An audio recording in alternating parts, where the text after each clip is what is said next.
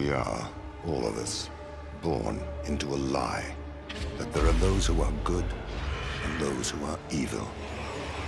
But these words mean nothing. In truth, the only measure of a soul is the strength of their will. Welcome to the Swain Champion Spotlight.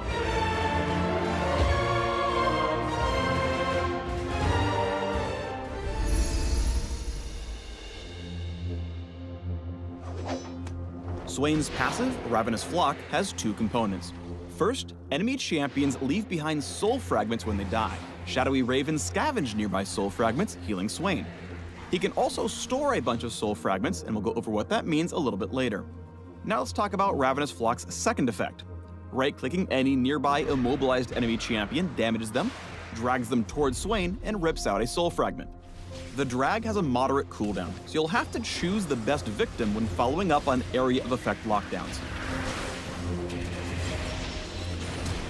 Swain's Q, Death's Hand, unleashes several bolts of eldritch power in front of him, each damaging the first target struck. Multiple hits on the same target deal reduced damage beyond the first. Bolts pierce through targets they kill, restoring a portion of Swain's mana and hitting the next unit in their path.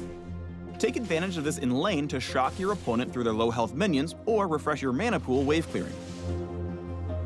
Swain's W, Vision of Empire, opens a demonic eye at a target location, damaging and slowing all enemies in the area after a moderate delay. Champions hit by Vision of Empire take extra damage, grant Swain a soul fragment, and are temporarily revealed. Vision of Empire's range is freaking massive. It gives tons of versatility as a zoning, reconnaissance, and follow-up tool. It's up to you as a master tactician to figure out the best way to use it. It's typically not wave clear. Swain's E, Nevermove, projects his demonic hand forward, then calls it back, damaging everything it touches. Nevermove passes through enemies on the way out, but explodes if it hits something as it's returning. Targets caught in the explosion are rooted in addition to damage. Nevermove explodes if it hits any enemy on the way back, not just enemy champions. Keep an eye on what's behind your target, or you could end up rooting a minion or monster by mistake. Feels bad, Bird Dad. Watch for opportunities to follow up on Nevermove with your other abilities. Pull your opponent in with Ravenous Flock's right-click, then drop a 5-finger Death's Hand for tons of damage. Once you've got a grasp on Swain's kit, eyeball an opportunity to add Vision of Empire into the mix. Swain's ultimate, Demonic Ascension, invokes his full power, granting a big chunk of health on cast and draining life from the nearest enemies for an extended duration, prioritizing champions. When Demonic Ascension ends, either by running down the duration or by reactivating after draining enough health, Swain casts Demon Flare, the payoff for collecting all those soul fragments.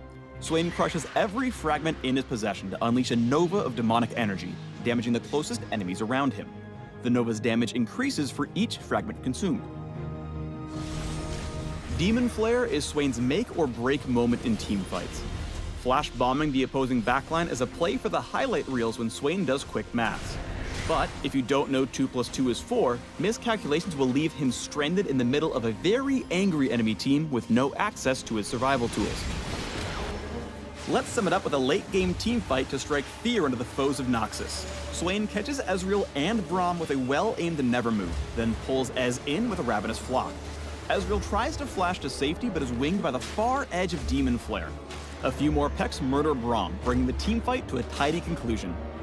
Thanks for watching the Swain Champion Spotlight. Click these links for more intel on the Noxian Grand General.